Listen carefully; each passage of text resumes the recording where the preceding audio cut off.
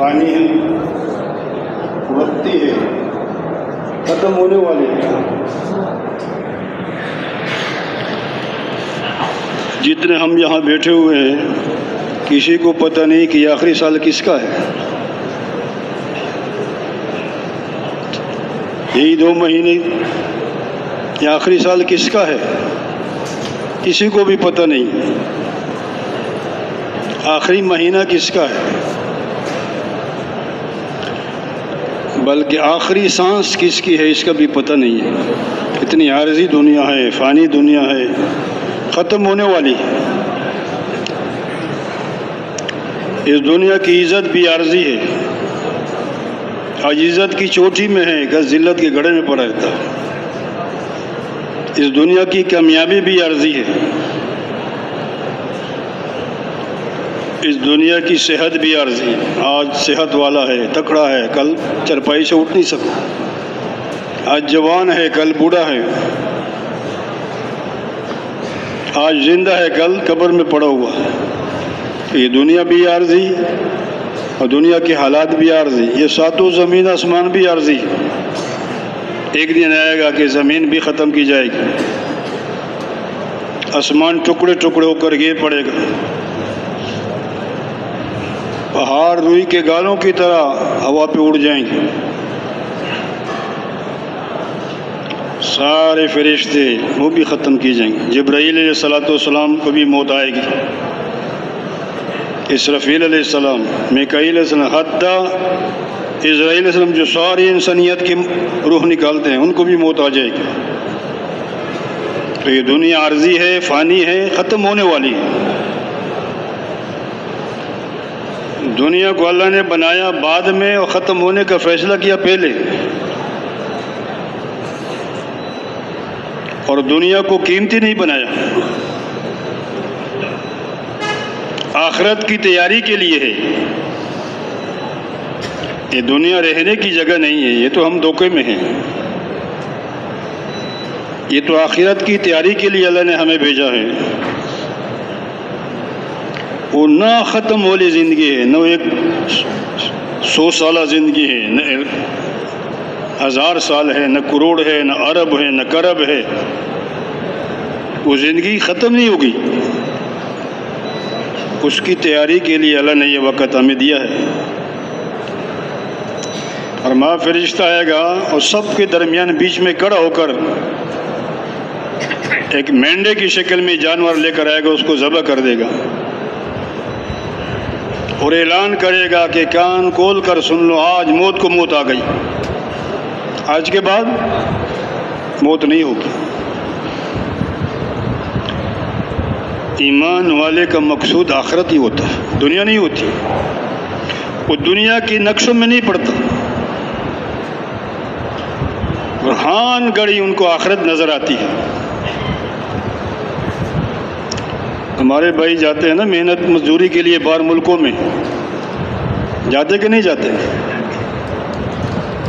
وہ نہ گرمی کو دیکھتا ہے نہ سردی کو دیکھتا ہے، محنت کرتا ہے، مزدوری کرتا ہے۔ تو ایک ساتھیوں نے کہا کہ سخت گرمی ہے، یہ تھوڑا تو آرام بھی کر لیا کرو۔ انہوں نے جواب دیا کہ میں آرام کیسے کروں، جس ویزے پر میں آیا ہوں وہ قرض لے کر آیا ہوں، اور میرے اتنے بیٹے ہیں ان کی شادی نہیں ہوئی، اور جس گھر میں رہتا ہوں وہ کرایہ کا مکان ہے، میرا گھر بھی نہیں ہے۔ میں تم بتاؤ میں اس کا آرام کیسے کروں؟ میں تو مزدوری کے لیے آؤں، محنت کے لیے آؤں، یہاں کما کے وہاں بیچنا ہے، وہاں بڑی بڑی ضرورتیں ہیں۔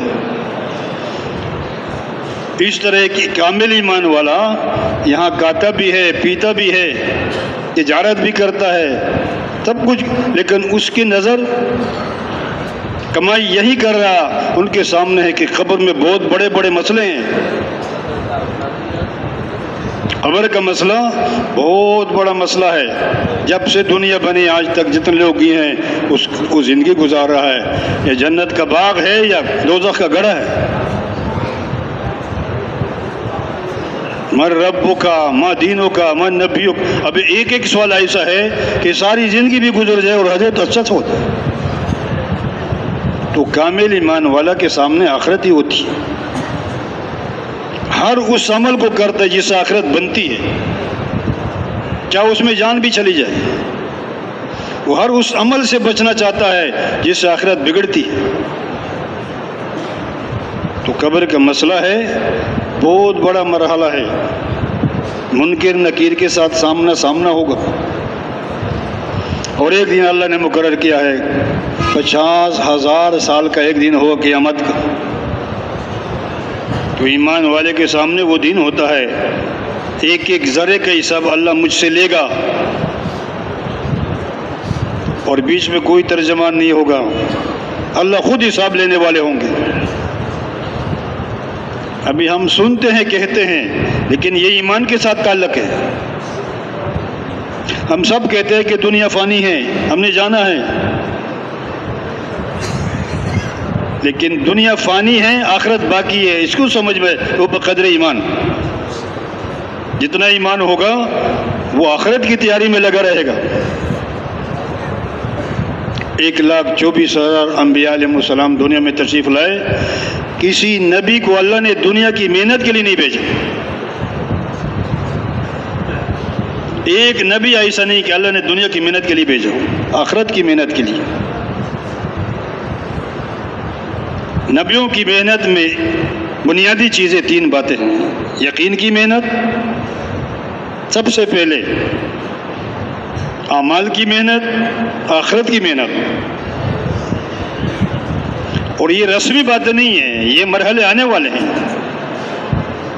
تو انبیاء علیہ السلام نے دنیا میں آ کر جتنے بھی دنیا میں اشیاء ہے اور جتنے احوال ہے اس کی نفی کرنے وہ خالق کی اثبات کے لیے تشریف لائے.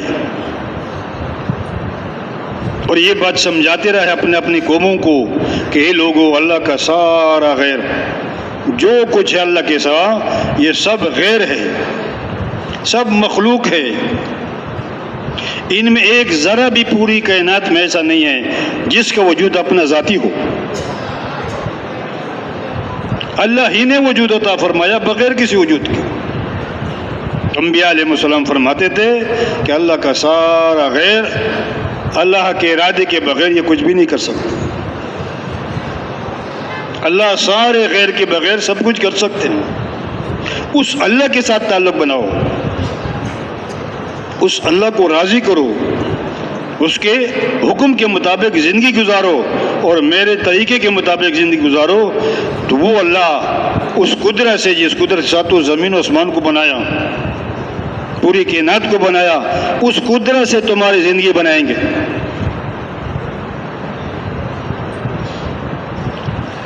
اور قوموں کو، امت کو زندگی بننا نظر آتا تھا کہ ہمیں بھی ایسا، ہم سب ایسے ہی ہے کہ ملک ہے، مال ہے، چیزیں ہے، تجارت کا نقشہ ہے، وزارت کا نقشہ ہے.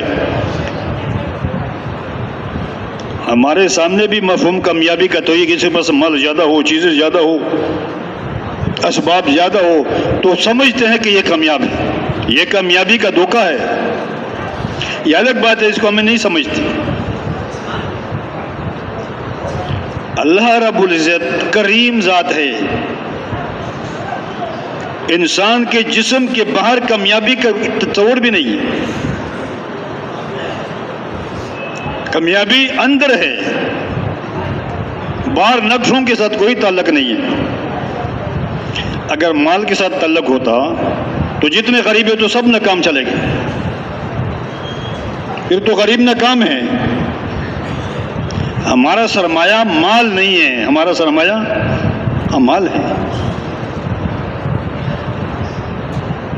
مالدار ہر ایک نہیں بن سکتا، اعمال والا ہر ایک بن سکتا ہے. تو کامیابی اللہ ہی کے ہاتھ میں ہے. اللہ کے سوا کہیں سے بھی کامیابی نہیں ملے گی. خزانے اللہ ہی کے پاس ہے. اور کامیابی کے آنے کا راستہ ایک ہی ہے، وہ اللہ کا کامل دین ہے، احکامات والی زندگی ہے، اللہ کی مرضی والی زندگی ہے. نبی علیہ الصلوۃ والسلام کے مبارک طریقے پر چلنا یہ سیدھا جنت کا راستہ ہے، باقی سارے راستے ہلاکت کے ہیں، تباہی کے ہیں۔ اس کا یقین دل کے اندر آ جائے تو کامیابی اللہ ہی سے ملتی ہے، دین کے راستے سے آتی ہے اور کوئی راستہ نہیں ہے۔ تو سب سے پہلے محنت صحیح ہوگی، محنت صحیح ہوگی تو اس سے یقین ٹھیک ہوگا۔ اگر محنت غلط ہو یقین صحیح ہو کبھی نہیں ہو سکتا۔ محنت ملک کی ہے، مال کی ہے، حکومت کی ہے، چیزوں 24 گھنٹے ملک کی محنت ہو رہی ہے، مال کی محنت ہو رہی ہے۔ جب مال کا یقین آئے گا تو مال کمانے والا جہاں سے بھی مال آ جائے، اللہ راضی ہے یا ناراض اس کو پرواہ نہیں ہوگی، کیونکہ یقین یہ ہے کہ میری زندگی مال سے بنتی ہے، ملک سے بنتی ہے، چیزوں سے بنتی ہے، تو پھر وہ اللہ کے حکم کا پرواہ نہیں کرے گا۔ لیکن جب یقین آ جائے تو نفع قربان کرنا آ جائے تو نفع قربان کر سکے گا، نقصان برداشت کر سکے گا، اللہ کے حکم کو نہیں توڑے گا، وہ کبھی جھوٹ نہیں بول سکتا۔ حدیث کا مفہوم نے 3 علامتیں ہوگی، 3 وہ پکا منافق ہے۔ یہ علامت منافقی ہے، اور منافق سب سے نچلے درجے میں ہوگا جہنم میں، اللہ ہم سب کی حفاظت فرما دے۔ اور سب سے پہلی علامت کیا ہے کہ وہ جھوٹ بولے گا۔ کیا کرے گا؟ وہ جھوٹ بولے گا۔ ابھی ایمان والا سب کچھ چلا جائے جان بھی جان وہ جھوٹ نہیں بول سکتا، کیونکہ اندر جو ایمان ہے وہ کہتے یہ ہلاکت ہے۔ اللہ کے نبی نے فرمایا کہ جھوٹ بولنے میں ہلاکت ہے، سچ بولنے میں نجات ہے۔ معاملہ آ گیا ہے، لاکھوں روپے کا معاملہ ہے اور ایک جھوٹ ہے تو کون جمے گا؟ اس لیے انبیاء علیہ السلام کی مبارک محنت میں سب سے پہلے ایمان کی محنت ہے، صحیح یقین بن جائے کہ میری زندگی بنانے والا بگاڑنے والا نہ ملک ہے، نہ مال ہے، نہ حکومت ہے، نہ چیزیں ہے، نہ فوج ہیں، وہ اللہ ہی ہے، اللہ ہی کے ہاتھ میں سب کچھ ہے۔ انبیاء علیہ السلام یہی بات فرماتے تھے، اللہ کے ارادے کا نام موجود ہے، کرنے میں کچھ کرنے کی ضرورت نہیں ہے۔ اللہ نے ارادہ فرمایا تو ساتوں زمین بن گئی، بغیر زمین کے زمین کو اللہ نے وجود عطا فرمایا۔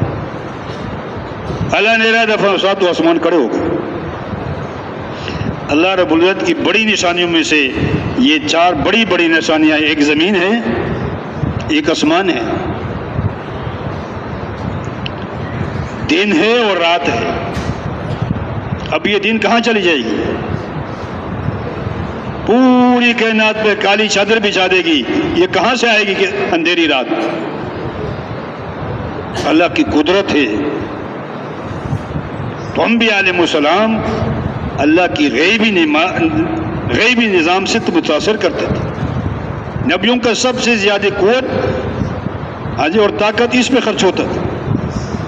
اس لیے دعوت مبارک محنت، تبلیغ کی محنت، نبیوں کی محنت، یہ یقینوں کی تبدیلی کی محنت ہے۔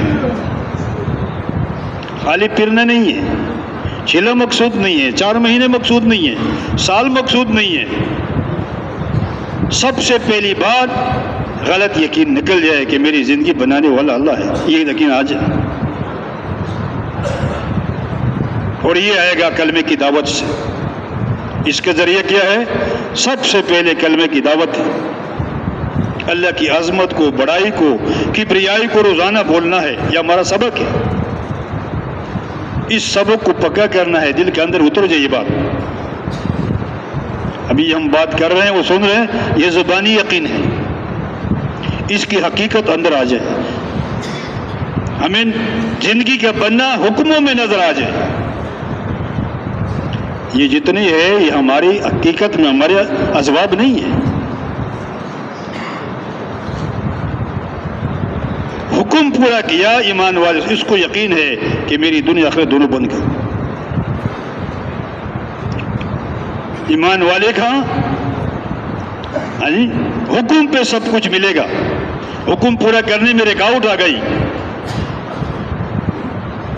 माल की, मुल्क की, चीज़ों के नुकसान, लेकिन वो ईमान वाला हुक्म पूरा करेगा, रुकावट को नहीं देखेगा, क्योंकि उसके अंदर यकीन है कि मैं अल्लाह का हुक्म पूरा कर रहा हूँ। रुकावट कहाँ से आ गई? हुक्म पूरा करने में रुकावट ऊपर से आई है, खुद ब खुद नहीं आई है, उस अल्लाह ने भेजी है, और वो अल्लाह ने मुझे इम्तिहान के लिए भेजा। जब मैं हुक्म पूरा करूंगा तो अल्लाह जिस कुदरत से सातों ज़मीन बनाई है, उस कुदरत से अल्लाह मेरी ज़िंदगी भी बनाएगा, अल्लाह मेरी तरबियत भी फरमाएगा, और अल्लाह मुझे तरक्की भी देगा। तो इसलिए सबसे पहली चीज़ इस यकीन को हासिल करना कि इसके बगैर अल्लाह के वादे पूरे नहीं होते। देखो, ये बात हमारे सामने हो, उलमा से हम सुनते रहते हैं, पूरे कुरान हदीस में अल्लाह के जितने वादे हैं तो किसके साथ? पूरा कुरान और सारी हदीस किताबें अल्लाह की जितने वादे किए वो अमाल के साथ। कहीं से कहीं वादा मुल्क के साथ, माल चीजों के साथ नहीं। दीन से कामयाबी जो मिलेगी वो बकदर यकीन मिलेगी, क्योंकि अल्लाह के वादे अहकामात के साथ। और जब अल्लाह के वादे का यकीन नहीं है तो अमाल के जरिए फायदा नहीं मिल सकता। हम वजीफे पढ़ते कि नहीं पढ़ते? काम क्यों नहीं हो रहा? इसके लिए शर्त है, अल्लाह के वादे अमाल के साथ है, लेकिन उस अमल पर जो अल्लाह का वादा है उस वादे के पूरे होने का यकीन होगा तो उसके सारे मसले अमाल से हल होंगे। अगर अमाल के जरिए से अपने मसैल का हल नहीं समझा, समझ में नहीं आई, तो दावत की मेहनत बहुत मुश्किल है, क्योंकि दीन की बुनियाद मुशाहदे पर नहीं है। दीन की बुनियाद मुशाहदे पर नहीं है, गैब पर है। इसलिए ईमान बिल गैब है। हमने अल्लाह को नहीं देखा, अल्लाह के नबी को नहीं देखा, जन्नत को नहीं देखा, दोज़ख को नहीं देखा। ईमान बिल गैब है। जब ये यकीन आ जाएगा अंदर तो सब कुछ समझ में आ जाएगी। इसलिए अमल पर वादे तब पूरे होंगे जब उस अमल पर अल्लाह ने जो वादा किया है उस वादे के पूरे होने का यकीन होगा। अमल है, अमल पर जो वादा है उसके पूरे होने का यकीन नहीं है तो अमल रस्मी होगा, वो बेजान होगा। इसलिए अंबिया अलैहिस्सलाम को सबसे पहले जो दावत दी गई और सबसे पहले जो कलमा देकर भेजा गया वो ला इलाहा इल्लल्लाह है। अभी निकलना इसलिए है कि ये बात समझ में आ जाए, निकलना और निकालना कि ये बात मेरी समझ में आ जाए कि मेरी जिंदगी अल्लाह बनाएंगे जब मैं अल्लाह का हुक्म पूरा करूँगा। तो इसकी रोज़ाना दावत देंगे तो इसका यकीन दिल के अंदर आता चला जाएगा। अंबिया अलैहिस्सलाम के साथ जो अल्लाह ने मदद की है ज़ाहिर के खिलाफ, उसको बोलेंगे दिल में उतारने की नीयत से। आग भी जल रही है और इसके अंदर पानी भी है। इब्राहीम अलैहिस्सलाम, आग जल रही है, वो कितनी आग है, ऊपर परिंदा नहीं जा सकता। उस आग के अंदर इब्राहीम अलैहिस्सलाम पानी का चश्मा भी है। आग गालिब हो जाए तो पानी को बुझा देती है, और पानी गालिब आ जाए तो अभी पानी भी है, आग भी है। जन्नत के दरख्त भी हैं मेवों की। उस आग के अंदर इब्राहीम अलैहिस्सलाम खाना भी खा रहा, पानी भी पी रहा, आराम भी फरमा रहा। अब ये किसी कहानियां नहीं है, कुरान हिदायत की किताब है। अल्लाह ने करम फरमाया, फजल फरमाया, कुरान में अंबिया अलैहिस्सलाम के वाक़ियात बयान किए हमारे लिए। तो जब इस मेहनत करेंगे, रोज़ाना दावत देंगे अपनी नीयत से, तो एक दिन हमारे दिल के अंदर ये बात आ जाएगी कि मेरी ज़िंदगी बनाने वाला अल्लाह है, वो मेरी ज़िंदगी बनाएगा उस कुदरत से जिस कुदरत इब्राहीम अलैहिस्सलाम को आग के अंदर हिफाजत भी फरमाई और तरबियत भी फरमाई। अल्लाह मेरी ज़िंदगी बनाने इन चीज़ों का मुख्ताज नहीं, कि मेरे पास ये चीज़ें होंगी फिर कामयाबी मिलेगी। अल्लाह रब्बुल इज़्ज़त चाहे तो इज़्ज़त के नक्शों में ज़िल्लत दे दे और ज़िल्लत के नक्शों में इज़्ज़त दे दे। وہ عزت دینے میں کسی بھی نقشے کا محتاج نہیں۔ صالح علیہ السلام کو قوم نے کہا کہ اگر پہاڑ سے اونٹی نکال کر دکھا دے تو ہم تجھ پہ ایمان لائیں گے۔ ان کے یہ خیال تھا کہ پہاڑ سے اونٹی کیسے نکلتی ہے، یہ پورا نہیں کر سکے گا تو بھی۔ صالح علیہ السلام نے نماز پڑھ کر دعا مانگی اور پوری قوم دیکھ رہی ہے کہ اللہ نے پہاڑ سے بڑی اونٹی نکال کر دکھا دی، نکل کر بچا بھی دیا۔ تو ابھی اس کی دعوت روزانہ ہم دیں گے، ایک دن کے لیے نہیں، 2 دن نہیں ہے، یہ تو زندگی کا ہمارا، جس طرح روزانہ ہم دنیا کی باتیں کرتے ہیں، گھر میں بھی کرتے ہیں، دکان میں بھی کرتے ہیں، بازار میں جہاں لوگوں سے ملتے ہیں، اس طرح اللہ کی باتیں ہو، اللہ کی بڑائی ہو، اللہ کی کبریائی ہو، اللہ کی قدرت کو بیان کریں گے، اللہ کی عظمت کو بیان کریں گے، تو پھر ایک دن ہمارے دل کے اندر یہ بات بیٹھ جائے گی کہ بنانے والا بگاڑنے والا اللہ ہے۔ انسان کے علاوہ ایک مخلوق چونٹی ہے، باقی کوئی مخلوق اپنا رزق نہیں جمع نہیں کرتی۔ اللہ ان کو کھلاتے ہیں پلاتے ہیں، بڑے بڑے مخلوق، ٹنوں کے حساب سے کھانے والے مخلوق بھی ہیں، اللہ ان کو ایک جنگل میں ایک چھوٹا سا کیڑا، وہ بھی ایسا نہیں ہے کہ اللہ اس کو روزی نہیں پہنچاتا۔ اللہ نے اپنے ذمہ لگائی ہے، روزی میرے ذمہ ہے، باقی ہمارا یہ تو امتحان کے لیے ہے۔ کسی کو مال زیادہ دیا، کسی کو کم دیا، کسی کو حکومت دی، کسی کو محکوم بنایا، کسی کو کچھ بنا، ہر ایک کا امتحان ہے۔ غریب کا غربت میں امتحان ہے، مالدار کا مالداری میں امتحان ہے، حاکم کا حکومت میں امتحان ہے۔ اس کے لیے نتیجہ نکلے گا جبکہ میدان لگے گا، اللہ رب العزت ذرے ذرے کا حساب لے گا۔ اس لیے روزانہ ایک بات تو یہ ہے کہ ہم روزانہ دعوت دیں، اللہ کی عظمت کو، بڑائی کو بیان کرنا، انبیاء علیہ السلام کے قصے کہانیاں جو اللہ نے ہمیں سنائے ہیں اس کو بیان کرنا، اس سے بھی ہمارے یقین بنے گا۔ اب پھر جب یقین بنے گا تو اللہ کی سارے وعدے اعمال کے ساتھ ہیں، ہماری زندگی اعمال سے بنے گی۔ صاف آتا ہے ایک آدمی بھوکا ہے، اس کو فاقہ آیا، کسی کے سامنے ظاہر نہیں کیا، نہ حال سے نہ کال سے۔ دوسرا دن گزر گیا، تیسرا دن، 3 دن فاقہ رہا، بھوکا رہا، اللہ کے سوا کسی کے سامنے ظاہر ہی نہیں کیا، تو یوں آتا ہے اللہ کے ذمہ ہے 1 سال کی حلال رزق کا بندوبست کر دیں۔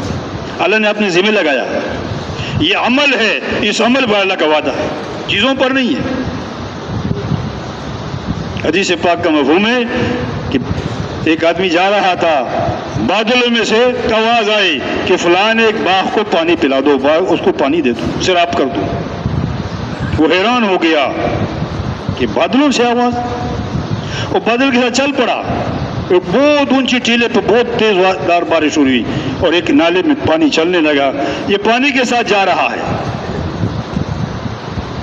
اور پانی جا کے ایک باغ کے اندر پانی جا رہا ہے، وہ بھی اندر چلا گیا۔ ایک آدمی بیل چلیے ہوئے پانی اپنے پودوں کو پانی دے رہا، ان سے پوچھا تمہارا کیا نام ہے؟ تو وہی نام بتایا جو بادلوں سے سنے تھے۔ تو بہرحال پورا واقعہ سنایا اس نے، اور پوچھا کہ تم کیا عمل کرتے ہو؟ کہ غیبی نظام اللہ نے تیرے لیے چلایا، صرف تیرے باغ کو پانی دینے کے لیے۔ تو انہوں نے کہا جب تم نے یہ سارے بات کر کے ابھی میں تمہیں بتا دوں گا۔ وہ کہنے لگا میں اس باغ سے جو آمدن آتی ہے میں 3 حصے کرتا ہوں۔ سب سے پہلا حصہ غریب ہے، مسکین ہے، بیوہ ہے، یتیم ہے، ان کو دے دیتا ہوں، اور ایک حصہ اپنے بیوی بچوں پر لگاتا ہوں، اور ایک حصہ اس باغ کے ضرورتیں پر لگاتا ہوں۔ تو یہ 2 کام تو سب ہم کرتے ہیں کہ نہیں کرتے؟ اپنے اوپر لگاتے ہیں، بیوی بچوں پہ لگاتے ہیں، اپنے اللہ نے جو غیبی نظام اس کے لیے بنایا وہ کس عمل پہ؟ تو یہ آج سمجھ میں بات نہیں آ رہی کہ میرے عمل سے میری زندگی بنے گی، میرے کام بنے گی۔ وہ جو غریبوں کو، مسکینوں کو، یتیموں کو، بیواؤں کو وہ دیتے تھے، اس پہ اللہ نے غیبی نظام اس کے لیے مسخر کر دیا۔ تو جب یہ یقین بنے گا تو پھر یہ یقین بھی ہوگا کہ اللہ زندگی بناتے ہیں لیکن عمل سے بنائیں گے. پھر وہ عمل کو بگاڑے گا نہیں, وہ جھوٹ نہیں بولے گا, وہ دھوکہ نہیں دے گا, کسی کو تکلیف نہیں دے گا. پھر آتا ہے مسلمان وہ ہے جس کے ہاتھ سے اور زبان سے کسی کو نقصان نہ پہنچے. تو ایمان اندر کہا ہے کہ اس سے اللہ ناراض ہوتا ہے, اور اللہ کی ناراضگی تباہی ہے. تو وہ ہر ایک کو خیر پہنچا کرتا. مسلمان کے ان کے ہاتھ سے سب کو خیر پہنچے گا. تو پھر عمل میں سب سے بڑا عمل وہ نماز ہے. نماز میں سارا جسم استعمال ہوتا ہے, آنکھیں بھی, زبان بھی, کان بھی, ہاتھ بھی, پیر بھی, دل و دماغ بھی. جب نماز ٹھیک ہو جائے گی تو آنکھوں کا دیکھنا بھی ٹھیک ہوگا, زبان کا بولنا بھی ٹھیک ہوگا, ہاتھوں کا لینا دینا بھی ٹھیک ہوگا. اس لیے نماز پر محنت ہے. نماز سے پہلے بھی محنت ہے, نماز کے بعد بھی محنت ہے, وہ پوری تفصیل ہے. نماز کا ظاہر بھی ٹھیک ہو, باطن بھی ٹھیک ہو. نماز میں خوف بھی ہو, امید بھی ہو. اور روزانہ قرآن پاک کی تلاوت کریں گے. دل کا زنگ جو اترتا ہے وہ قرآن کی تلاوت سے اترتا ہے. آج دیکھ لو, صبح فجر کی نماز کے بعد مسجد میں کتنے لوگ ہوتے ہیں. گھروں میں جب نماز ہوتی تھی تو پورا گھروں میں قرآن کی آوازیں آتی, قرآن کی آوازیں گھروں سے آتی تھی. یہ یقین ہو کہ میرے گھر کی آبادی یہ چیزوں سے نہیں, یہ تو بربادی ہے اگر دین نہیں ہے. تمہارے گھروں میں بھی تلاوت قرآن پاک ہو, مسجد بھی ہو, کم سے کم ایک پارہ ہر مسلمان. فرمایا بہت سارے فتنے ظاہر ہوں گے کہ جب علیہ السلام تشریف لائے کہ بہت سارے فتنے ظاہر ہوں گے کہ خلاصی کا قرآن پاک کی تلاوت, موت کی یاد. وہ ملک مال نہیں بچا سکتی. معاملات ٹھیک ہو, معاملات کی وجہ سے وبال آ گیا تو وہ تہجد کی نماز سے وبال ختم نہیں ہوگا. جب تک وہ معاملات کا جو ہے وبال, وہ معاملات کا حکم پورا نہیں کیا. جو جب ایمان بنے گا پھر یقین بنے گا اور پھر اعمال صحیح ہوں گے, اور جب اعمال ٹھیک ہوں گے پھر اخلاق ٹھیک ہوں گے. یہ کبھی نہیں کہ اعمال غلط ہے اور اخلاق ٹھیک ہو جائیں گے. فرمایا کہ تلوار کا زخم ٹھیک ہو جاتا ہے, زبان کا زخم وہ ٹھیک نہیں ہوتا. پھر وہ زبان کو صحیح استعمال کرتا, غلط استعمال نہیں کرتا. میری زبان سے کسی کو نقصان نہ پہنچے. اور پھر ہاتھوں سے لوگوں کو خیر پہنچتا ہے. ایک صحابی یا رسول اللہ ہماری پڑوسن ہے, سارا دن روزہ رکھتی ہے, وہ ساری رات تہجد پڑھتی ہے, لیکن زبان کی بہت سخت ہے, تلوار کی طرح چلتی ہے. ان کے پڑوسی بہت اسے فرمایا جس کا مفہوم میں کوئی خیر نہیں ہے, دوزخی ہے. اس لیے پہلے یقین ٹھیک ہوگا وہ دعوت سے, اور پھر اعمال صحیح ہوں گے, اور پھر اخلاق ٹھیک ہوں گے, اور پھر معاملات صحیح ہوں گے, لینا دینا ٹھیک ہوگا. کوئی صحابی جنازہ آتا, رسول پاک صلی اللہ علیہ وسلم پوچھتے تھے اس پر کسی کا قرضہ ہے؟ اگر قرضہ ہوتا تو نماز جنازہ نہیں پڑھاتے تھے, صحابہ کو کہتے ان کی نماز جنازہ پڑھا لو. ایک صحابی آیا, اللہ کے نبی نے فرمایا اس وقت قرض ہے کہ جی ہاں ہے, تو صحابہ کو فرمایا. ایک صحابی کھڑا ہوگا کہ یا رسول اللہ اس کا سارا قرضہ میں اتار دیتا ہوں. پھر اللہ کے نبی نے شہید کی ساری جتنے ہیں سب کچھ معاف ہوتا ہے لیکن قرضہ معاف نہیں ہوتا. تو لین دین معاملات تب ٹھیک ہوں گے جب اعمال صحیح ہوں گے. اعمال کی برکت سے, اس کی روشنی سے پھر وہ اخلاق ٹھیک ہوتے ہیں. تو اس لیے سفیان ثوری رحمۃ اللہ نے فرمایا مجھ سے ایک بہت بڑا گناہ ہو گیا تھا, 5 مہینے تہجد کی نماز سے محروم رہا. تو کسی نے پوچھا حضرت وہ کون سی بڑی گناہ تھی؟ فرمایا ایک مسلمان دعا مانگ رہا تھا, رو رہا تھا, میرے دل میں خیال آیا کہ یہ میرے اکار ہے. بدگمانی کا گنجائش نہیں, لیکن یہ کون کرے گا جب یقین ہوگا کہ اس سے اللہ ناراض ہوتا ہے. بدگمانی ہوتی ہے, پھر بدگوئی ہوتی ہے, پھر غیبت ہوتا ہے, پھر بہتان ہوتا ہے. یہ تباہی کے راستے. شب قدر میں بے شمار لوگوں کو اللہ پاک معافی کا اعلان کرتا ہے، لیکن اس رات کو بھی 4 آدمی ایسے ہوتے ہیں جس کو معافی نہیں ہوتی۔ ماں باپ کا نافرمان، شراب پینے والا، کینہ رکھنے والا، دل میں مسلمان کے لیے کینہ اس کی گنجائش نہیں، اور رشتہ توڑنے والا۔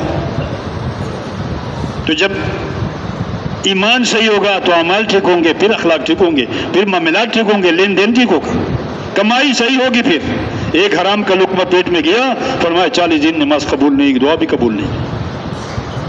اس لیے میری یہ مبارک محنت ہے، اس مبارک محنت سے پورا عالم میں پورا دین زندہ ہوگا۔ ہمیں ایک مغالطہ لگا ہوا ہے کہ پورا دن نماز کو سمجھا ہوا ہے۔